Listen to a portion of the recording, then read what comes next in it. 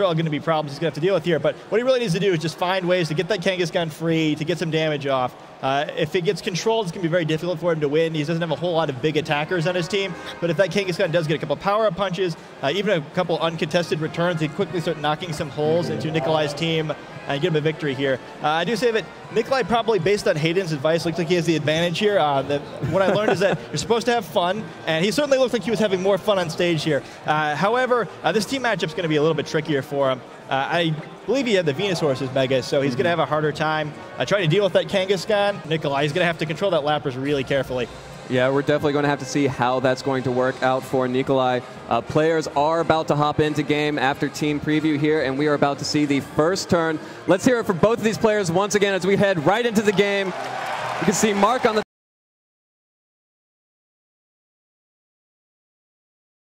Nikelai is going to be on the bottom of your screen. We do see Gengar and Garchomp showing up on the side for Nikelai Zielinski, up against Mark Mcquillian's Kangaskhan and Staraptor on the field. Staraptor making a presence from the start, as well as that Kangaskhan. Oh, so it is Gengar here. Sorry for some misinformation in the preview. It looks like we aren't seeing quite the team we expected here, but we do have Staraptor out here. And Kangaskhan, like we mentioned before, pretty much the same things are still true. Staraptor needs to try to find ways to break through this team, give some room for Kangaskhan. Gengar probably going to try to stop doing that, depending on whether or not it's a Mega Gengar. If it isn't a Mega, it's able to use that Will-O-Wisp more frequently, trying to play defensively, often carries Focus Sash. Makes it hard for Kangaskhan to do damage since, as a normal-type Pokemon, it can't hit Ghost types. If it's a Mega Gengar, it's a little bit different. It's going for that trap mode, so it'll be important for Mark here to play this carefully. Try not to get Kangaskhan in a position where either it's trapped and can't do much damage to either the active Pokemon or burned, which really reduces the damage it can do. And that's a big part of that Kangaskhan control game, and making sure Kangaskhan gets those attacks not hampered by a burn, by Intimidate, or by any other form of attack reduction. Looks like Mark does not want to leave that Staraptor out on the field. Is going to switch out for his own Garchomp. Actually, Garchomp, the most popular Pokemon on the field that we've seen so far. Most people were expecting Mega Kangaskhan, but it looks like Nikelai going to go with that double protect strategy from the Gengar and the Garchomp so that Kangaskhan can't fake it out. Of course, Kangaskhan does have that Scrappy ability before it Mega Evolves, so could have also threatened that Gengar, as it chose to do here. Yeah, nice play there with that fake out. By not Mega Evolving, it's able to get that fake out off, prevent a burn without switching. Likely, you carrying that fake out, Kangaskhan doesn't always, or almost never carries Protect in addition to fake out. This one definitely doesn't. So he's able to do that to stop that Gengar from getting a probable burn off, get a switch in to get in a better position. Now, if he's afraid of that burn, he can switch this turn, but either bring the previous Pokemon back in, which you might want to do. He's trying to use Final Gambit rather than attack. The burn's not going to be too huge of a deal. But it looks like Garchomp is switching first. Yep, Nikelai is going to switch out his own Garchomp in favor of Mawile. So Mawile now out on the field, getting that Intimidate off onto both the Kangaskhan and Garchomp. That's going to be pretty huge. Both of those physical attackers aren't going to want to lose that attack. But of course, Garchomp is going to get a Dragon Claw off onto the Gengar. And Kangaskhan still deciding not to Mega Evolve so it can keep its Scrappy, and is going to go ahead and do the return onto Gengar. The Trick Room, though, twisting the dimensions. Fast Trick Room. I haven't seen that since 2010. Yeah, it was a Mewtwo then in the Masters division, so kind of cool to see something harken back to that strategy there. Gengar definitely not something you expect Trick Room from. Like I mentioned before, usually just a really fast Focus Sash, burn support set, or a Mega, but this is something completely different. We do see the Maw coming in here, likely the Mega on that side of the field. One of the natural counters of Kangaskhan as well. We've seen a lot of Maw doing well this weekend, and it was sort of that battle all season between Kangaskhan and the Megas that do well against it. And it looks like Kangaskhan's actually been losing that battle this weekend. And it looks like that we are going to see another switch on the side of Mark's side. Going to go ahead and put in the Aegislash, trying to keep it slow so that he can abuse that Trick Room that Nikelai set up. But we do see Mawile Mega Evolving right away. Of course, Mawile's weakness is its speed. But of course, in Trick Room, now it can use its pure power, its huge ability to break holes in his opponent's team to full effect. Of course, Kangaskhan also going to go ahead and Mega Evolve, but the Sucker Punch is going to fail, trying to target that Gengar, but Iron Head coming off from the Mawile. Oh! Does get some good damage onto Kangaskhan with that Iron Head, but the Will-O-Wisp missing is huge. Yeah, it's a big deal there. The Kangaskhan now does have a chance to retreat and still do some damage later in the battle. Getting that low is still a big problem, likely to be in Sucker Punch range from Mawile. So even if Trick Room expires, it's not going to get a whole lot done here. Getting Aegislash out here will help for some counterplay on Mark's side here. definitely not something Maul likes playing against very much. The standard set can't hit it very effectively unless it's attacking, and Aegis always carries Substitute to block that. So a better spot for him now. But Kangaskhan here, in spite of dodging the burn, still very low on health, still much slower than the Maul because of a Trick Room. Not a good spot here, and there's not a whole lot of safe switches on his team for that Maul. An Iron Head or a Play Rough aimed at that slot could easily knock out one of his back Pokemon. Staraptor, not very useful after it takes damage, so tough spot for him here. Definitely. We do see Nikelai is going to retreat that Gengar in favor of his Wash Rotom. Out on the field, the Sucker Punch again failing, trying to target that Gengar, but the Aegislash is going to go ahead and do that substitute hide behind the plush doll there, as Ironhead's going to get the first KO here, going to get the KO on Mega Kangaskhan, so 1 Mega down on the side from Mark Mcquillian, and Nikelai still has his. Yeah, that's definitely very bad on Mark's end. As I mentioned before, a big part of these matchups when you have Kangaskhan is kind of the balance between trying to get your Kangaskhan carried away while the other side tries to stop yours. And there's been basically no damage done to Nikelai's side of the field. The Kangaskhan is already knocked out, and the only advantage that Mark's been able to get from is getting that substitute up on Aegislash. Definitely not a spot he wants to be in here, so he's going to have to play very careful from this point on. Garchomp out now, but he has to worry about that Play Rough from Mawile. Likely to see a Protect from it here, but he's going to have to find an opportunity to get an attack off. Trick Room, really a big issue here. If it gets reset, the game's basically over, so he's going to have to be careful to stay in position to stop Gengar once it comes back in as well. Yeah, you can see Mark definitely feeling like he's on the back foot, choosing to go with that defensive play, the King Shield from Mawile. Not going to protect the Garchomp, though, so Mega Mawile is going to get another free KO. And Garchomp going down so easily to that Play Rough from Mawile. Yeah, that's a tough play there. I actually don't mind that play by Mark, even though it doesn't work out there. I know it looks kind of foolish just to give up the Garchomp for free, but like I mentioned, the first read there is that Garchomp's probably going to protect. It knows that Mawile is likely to play rough it. When you're behind in a game like this, sometimes you have to take some risks to try to get back in the game. He went for that there and it didn't pay off, but with this Staraptor coming in here, it's a Pokemon that trades 1-for-1 very well, but doesn't do any better than that very well. So it's not like you can just bring that in later and sweep with it, right? Like you need to kind of get the score closer to really have a shot there. So he didn't have much choice but to gamble, and even though it didn't pay off for him, I think it was probably his best chance to try to get back in this game. Yeah, and we do see that Mark is going to finally go on the offensive as that Aegislash is going to go ahead and switch into its Blade form. With that Shadow Ball is going to be targeted at the Mawile, deciding that he finally needs to have an answer for this Mega Mawile. Deals some really good damage there, but maybe a little bit too late. Iron Head on that Staraptor doesn't deal that much damage, only about 50%, but the Thunderbolt from Wash Rotom is going to be able to pick up that KO. A critical hit, that's just gravy on top. Yeah, a decisive win for Nikelai in this game, it looks like. He's got that 4-1 lead now. Aegislash might be able to stall it out for a little bit, but against 4 Pokemon, there's just not much it can do. We see Trick Room finally expiring here, but the damage has definitely been done.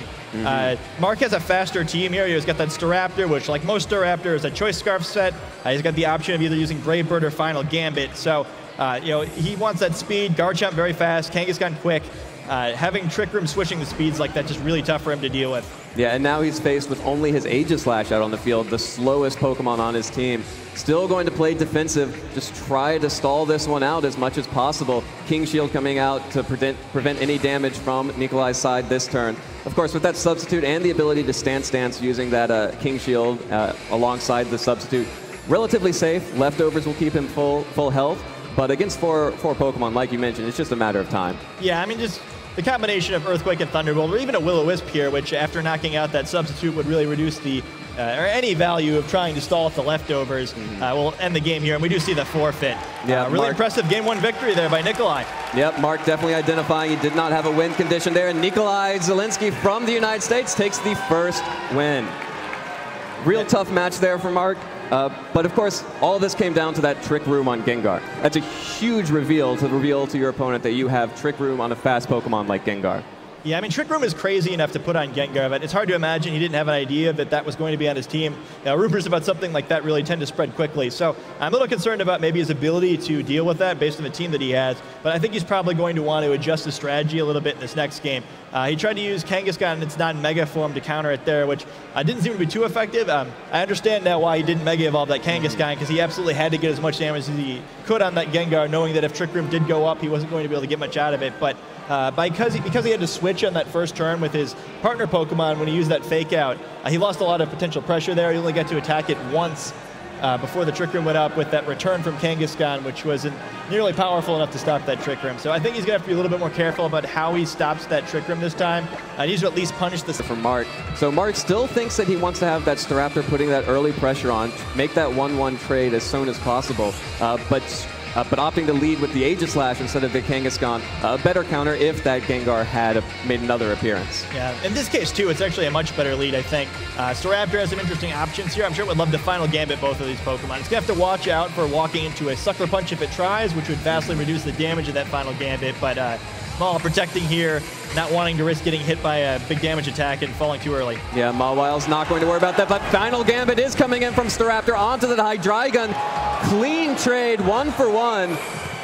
Knocks both Pokemon out, and now we have just a huge offensive threat off of the field for Nikelai. You'll trade your Staraptor for a Hydreigon anytime, and Aegislash also getting to set up his substitute for free. Yeah, that's a big play by Mark there. I'm a little surprised that Nikelai allowed that to happen. With Hydreigon on the field like that, it's very... the main reason why you use Hydreigon, I guess, at this point in the metagame instead of something like Salamence is because Aegislash is just so popular. You've got that counter to Aegislash out. His opponent was going to realize that, right? So how do you get rid of Hydreigon? Well, you just use that final gambit. It's an easy trade, and he lets it happen here. Still, both sides trading a non-mega Pokemon, so it's not like it's a huge swing, but I think I definitely prefer to be on Mark's side of it, so he's definitely getting a better start in this game. And with Rotom out here, Mawwile's really going to have a hard time getting anything done. Yeah, with Heat Rotom on the field against that Mawwile, it's definitely, you want to Mega Evolve that Mawwile and get some offensive pressure on the board. Garchomp, not a terrible choice here, but the Levitate from Heat Rotom is going to make its most powerful attack useless against it, and Aegislash does not mind getting Rock Slid throughout the entire tournament. Yeah, that's sort of the thing here with Garchomp. It's actually pretty good against both of the opposing Pokemon, so you've got one Pokemon that's bad against both and one Pokemon that's good against both. However, Rock Slide's good against one Pokemon and Earthquake's good against the other, so Garchomp can't really deal with both of them at the same time. So since Maul's already used that Protect there, Rotom and Aegislash are going to have a chance to make some plays here. And it looks like Nikelai wants to make some plays too. Going to go ahead and Mega Evolve his Mawwile. So Mega Mawwile back on the field. Mark still playing slow, going to continue to protect that Aegislash, hoping that Nikelai is going all out to get that threat off the field. Sucker Punch does fail as it tries to Sucker Punch the Aegislash, but Garchomp going to put up a substitute, and Mawwile avoids the Will-O-Wisp from Heat Rotom, but a huge play there. Yeah, well, a nice job there. Aegislash avoids that Sucker Punch, but too bad to see that Will-O-Wisp missing. Great job by Rotom.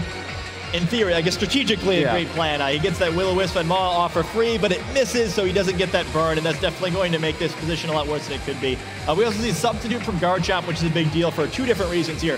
First of all, with that Substitute up, it's going to be a lot more difficult to deal with. It doesn't have to worry about that Will-O-Wisp anymore. But also, because it is Substitute, it's likely missing another move. Typically, Substitute Garchomp runs Substitute and Protect like most Pokemon in VGC do. So because of that, you're missing one of Earthquake, Dragon Claw, and Rock Slide. Usually it's that Dragon Claw you drop, so Aegislash or Rotom, one of the two, are not going to have to worry about a super effective move here. Yeah, and as you predicted, that Garchomp is using the Protect, going to stay healthy behind the sub. So is the Heat Rotom. Everyone's protecting. No one wants to make the first move here, except Mega Mawwile is going to be able to get that Sucker Punch off onto Aegislash. Is it going to be able to break the sub? Yes. Still in that shield form, but does deal enough damage to break the substitute. Aegislash is going to stance into that blade form in the Flash Cannon, into the Garchomp Protect. So free removal of the substitute for Mawwile there. Yeah, nice job on Nikelai's end there. He started off this game a little bit slow, but a nice job there. He was able to prevent taking any damage that turn. He removes that substitute for free, and that's a big advantage for him. Even though, in theory, it doesn't look like that big a deal just to have the substitute off the field, Aegislash has to be a lot more careful now. It's much less likely to try to attack a second turn in a row now because a Sucker Punch would knock it out. So its options are a little bit more limited. It's much more likely to use Substitute again or to King Shield, which opens up the options on the other side here, especially if Mawwile wants to switch here. But looks like Rotom's going out instead. Yep, Heat Rotom doesn't want to stick around in favor of Lapras. So Lapras making it on the field this time, going to immediately threaten that Garchomp. But Aegislash is going to go ahead and stance back to shield form. Make sure that it uses King Shield to protect any incoming damage, and hopefully get that Lapras in for free. Sucker Punch, of course, not going to be able to connect to anyone, but Dragon Claw coming out from Garchomp onto Lapras, going to deal some good damage, just under 50% there. Well, it takes a little bit back from its Life Orb. So that's an awful lot of damage in Lapras there, but we see why with the Life Orb activating. Definitely looks like Mark was expecting Trick Room again. He chose to bring all of his slower Pokemon. I mentioned, in the preview that was one of his options here. So no Trick Room this time, but he is in a better position. Garchomp doesn't like facing down that Lapras, but it's actually still a tough spot for Lapras here. A double target from Mawile and Garchomp would knock it out pretty easily here, so it can't just attack freely. So now at this point, Mark has to try to make a decision here. What does he think his opponent's going to do and try to get a free move with one of his 2 Pokemon here? Yeah, it always comes down to these mind games. Mawile Protect to prevent itself from taking any damage from its partner's Earthquake, but the Earthquake is going to connect to both Lapras and Aegislash, and that's Life Orb dealing a ton of damage. Gets Lapras down to red and the Aegislash into the yellow. The Hydro Pump into the Mawile Protect, though, and Aegislash is going to go on the offensive here, going back into its Blade form using Shadow Ball. Also onto the Mawile, the double target into the Protect, and Nikelai takes control of this match. Yeah, that's a huge play there. Tons of damage from that Garchomp Earthquake, knocking both of these Pokemon into range where a second Earthquake would be able to knock them out. Mawile absorbing both attacks for free, and that's just a trade that Mark could not afford to make at this point.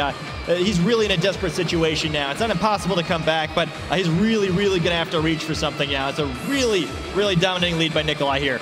And Nikelai in the control is going to be able to switch out, play a little bit more conservatively, switch out the Mawile for Gengar, whose Levitate will prevent that Earthquake from hurting it. And here comes the Earthquake onto the Aegislash and the Lapras. Is it going to be a 2-hit KO? Gets a double KO onto the Lapras and the Aegislash. 2 KOs, 1 attack. Garchomp's got to be pleased, and so does Nikelai. Yeah, his Garchomp's really doing a fantastic job this game. It's completely taken over the second game. The first game we saw that Trick Room from Gengar really turning the game around, and this time it's an unconventional Garchomp set. You don't quite think of it the same way as being as crazy as Trick Room on such a fast Pokemon, but the combination of Life Orb and Substitute is something that's almost never seen in Garchomp, but really seeing how effective it is here. Yeah, and we do see another Dragon Claw coming out from that Garchomp, dealing so much damage. More than 50% against that Heat Rotom down to the yellow. Going to be able to heal up a little bit with that Citrus Berry. But of course, Gengar is on the field too. Going to be able to, well, Will-O-Wisp coming out, going to be able to be tanked by that Gengar. Not too worried about that in general. Shadow Ball comes out from Gengar onto the Heat Rotom. Will it be enough to get the KO? Not quite. Does get the special defense drop though. And it's just Heat Rotom. Lowered special defense, not many options. And it looks like we're going to have a champion from the United States here. Looks like it. Not much he can do here for Mark. He's played an admirable series here, but Nikelai's tricks just seemed like a little bit too much here. Mm-hmm. Yeah, we do see a Protect coming out from Heat Rotom, trying to get as much chip damage as possible. Choosing to break the Substitute there. A little cheeky. But we will have one more turn left over. Yeah, perhaps calling the Protect there. Getting a little cheeky here, but I guess when you're winning a match of the World Championship Finals, it's easy to get a little sassy there. There it is. Garchomp's Dragon Claw is going to be the coup de grace. Heat Rotom goes down. Nikelai Zielinski is your seniors world champion for the Pokemon Video Game Championships. This crowd is going crazy. Yeah, really impressive victory there. He absolutely dominated that final series. Definitely can't feel too bad if you're Mark there. I'm sure that finals didn't go quite how he was hoping it would there, but getting to the finals is still a huge deal. A really impressive run and an excellent job by Nikelai there. It's one of the most dominating World Finals matches I've ever seen in any age division. He really did a great job in that series, dominating both games with 2 different kind of trick sets. You don't see that Trick Room very often on Gengar, but did a fantastic job there. And then that Life Orb Substitute Garchomp. Definitely not something I was expecting to see in these World Championships in either case, but really, really impressive showing by both of them. And they both kind of single-handedly took over a game there. Yeah, and I think that's one of the most impressive